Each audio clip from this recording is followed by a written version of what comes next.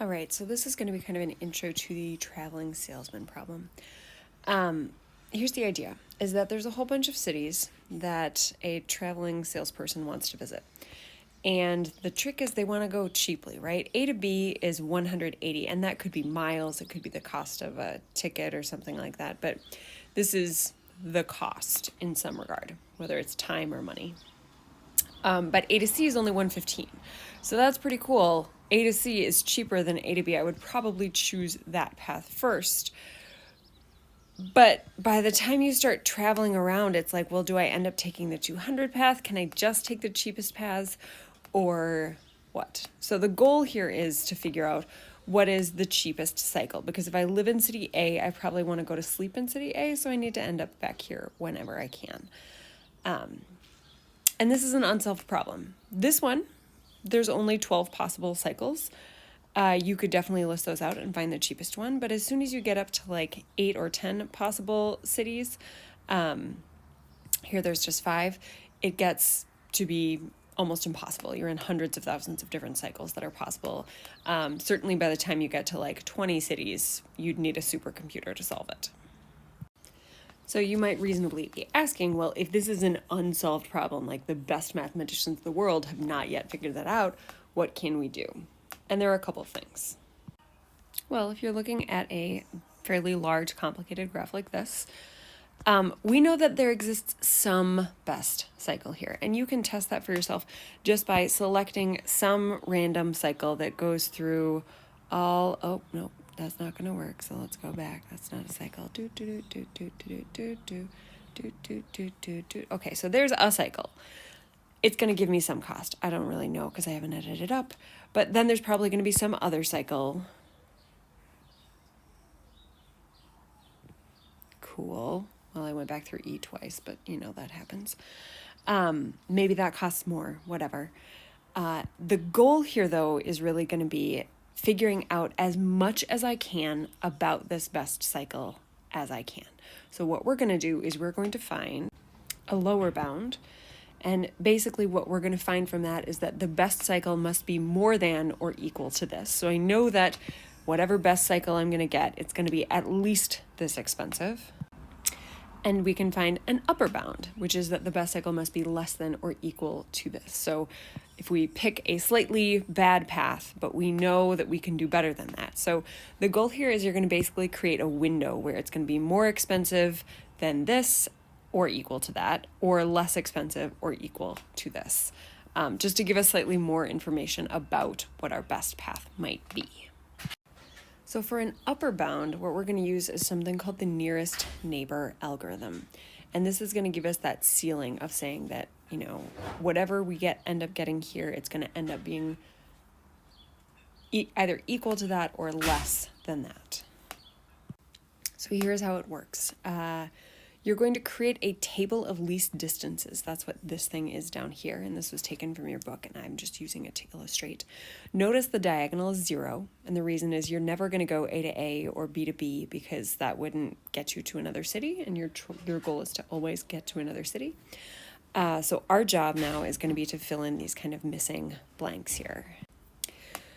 So one of the first blanks that we're missing is A to C. And so if I want to get from A to C, what's the cheapest way for me to do that? Well, I could do 11 and 9. That's a total of 20.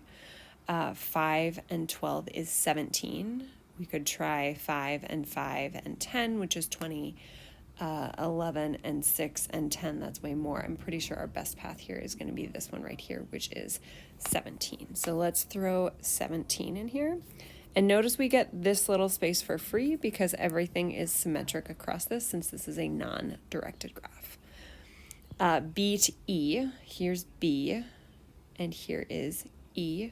We've got a 22 path, we've got a 10, 15, 21, we've got a 19 and 5, so that's 25. So I'm pretty sure that our best path here is going to be this one, which is 21.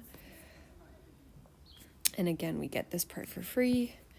And then down here from E to D, so E is right here, D is right here. The direct path is 21, but notice if we did this path, it would actually cost us 19.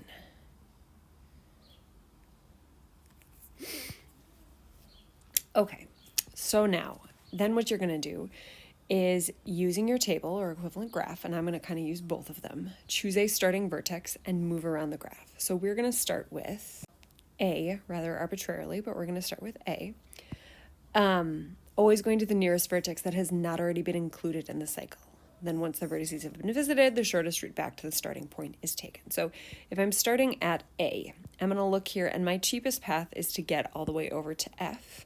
So I'm going to go over to F. So I'm going to go A to F, like that. And then notice I don't need any of these other F values, so I'm just going to kind of cross it out for my own sake. But now I'm going to take this and look over here at this F value, because now I'm at F and I need to go somewhere else. So let's figure out where is the best place to go from F. Well, I don't really want to get back to A, so in fact, let's kind of cross those off because we're not going to get back there until the very end. So my next best choice is going to be to get to G. So I'm going to go directly to G. Then from G, so I'm going to move this down to G, see what is going to work best for me. I'm already been at G, so don't need to go there. Next one is going to be to get to E.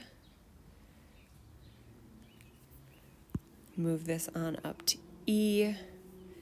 Cross off the line of E because we've already used it. Then we're going to go to C.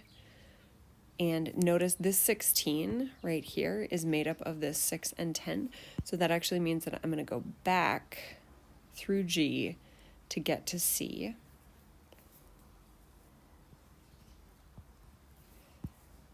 Then we're going to go up to C and see that my best path now is going to take me down to D.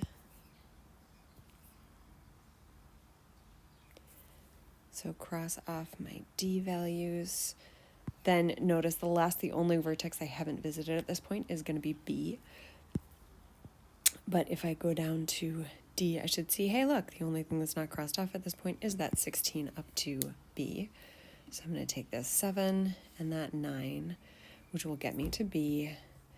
And now that I've hit all of the vertices, right, I've visited A, B, C, D, E, F, G, I need to take the shortest path back to A, which just happens to be this straight all the way along there.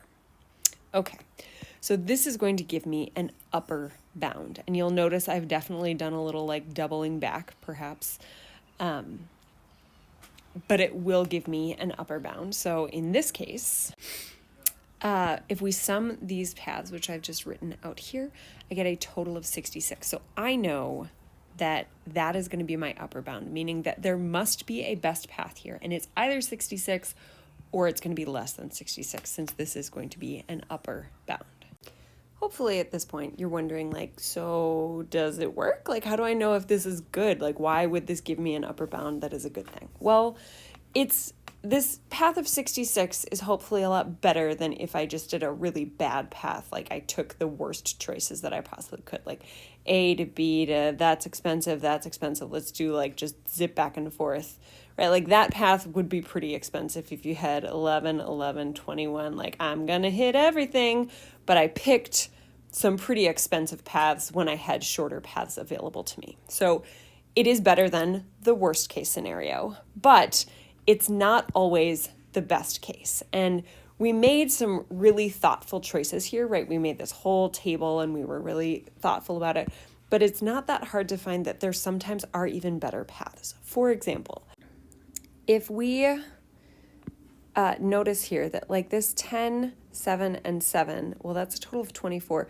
But if I just, instead of going to C directly first, if I'd taken a slightly more expensive path down to D and then back up to C, that actually would have saved me a little bit. So basically same path here, but then go down here and up this way. That gives me a total of 62, which is better than my 66. So this is actually a better path. Thus, this nearest neighbor is going to give me a decent kind of guess, and it's kind of close the window of, you know, how big the actual best path is, but it does not necessarily immediately get me to the best path. It does give me a reasonable ceiling that is better than a very bad path, however. Okay, so then to find a lower bound, and again, the goal for a lower bound is to get a minimum weight that our best path is either equal to or better than. So we're going to underestimate, for the most part, the weight here. And here's how the algorithm works, and then I will explain why it gives us a lower bound. So first you're going to choose a vertex, remove it, and all edges incident to it. So I'm going to pretend that we're getting rid of A, and so these edges no longer exist. We are just left then with this subgraph.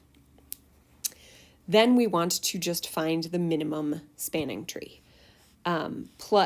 So first, let's find the minimum spanning tree. And if you don't remember, that was be greedy, take the cheapest edges that you can, such that you end up connecting all of the vertices. So I'm going to pick this one, which is only 5, this, which is only 6, this, which is 7, this, which is 9, and then I can connect with either this 10 or this 10, because those are my cheapest to connect these two subgraphs. So let's pick this one arbitrarily. Then we're going to plus the combined weight of the two edges of least weight removed in step 1. So I'm going to pick the 5 and one of the 11s here. Now you'll notice what we end up with is not even a cycle.